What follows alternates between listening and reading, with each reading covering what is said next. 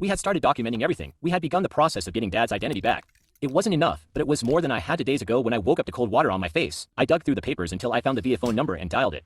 The automated system made me press numbers for different departments, and I was transferred 3 times before landing in a queue with hold music that sounded like it was recorded in 1987. I put the phone on speaker while I organized papers. 20 minutes passed, then 40. Dad woke up and went to the bathroom, and I was still listening to the same 30 seconds of elevator music. Finally, a woman answered and asked for Dad's social security number. I read it from the papers. She asked what I needed help with, and I tried to explain about the representative pay in the law, but my words came out confused. She was patient and started from the beginning. She explained that a representative pay is someone selected to manage benefits for a person who can't handle them alone. That person must apply and be approved by the VA. She said someone had been receiving Dad's benefits for years under that arrangement. I asked who, and she said she couldn't tell me over the phone without authorization.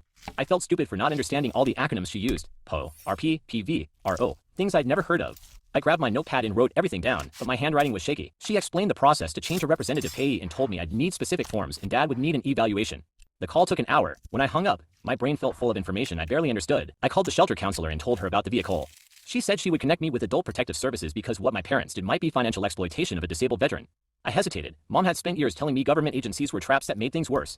The counselor must have heard something in my silence, because she said, "Sometimes the system is the only protection you have." I thought about it, how the system had already helped me find Dad when I didn't even know where to look, how I couldn't fight Mom and Mark alone with no money and no home. I agreed, and she gave me a number and a name, Giovanni Marcier. She said he handled cases like this and was good at his job. I thanked her and wrote it down. Before calling him, I tried something else. I scrolled through my contacts and found numbers for family members I barely remembered, aunts, uncles, cousins from before we moved states. Most numbers were disconnected. 3 went to voicemail. I left messages explaining what happened and asking them to call me back, to ring without an answer. Then I called Aunt Lisa, my mom's sister. She picked up on the 4th ring. I started introducing myself, and she cut me off. She said Mom had already told her I was spreading lies and trying to make them look bad. She said she didn't want to be involved in family drama. I tried to tell her Dad was alive.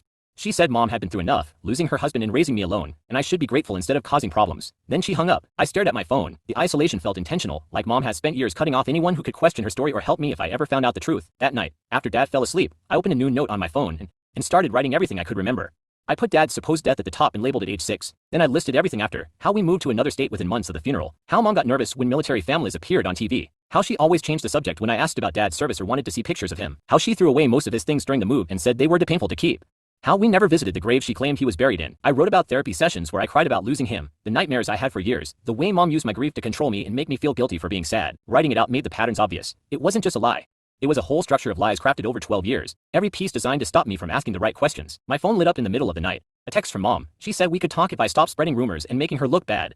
She said people were asking questions and it was embarrassing her. She said I was being dramatic and we could fix this if I just calmed down and came home. I read it 3 times. My thumb moved toward the reply button, and I stopped myself. I stared at the message for 20 minutes.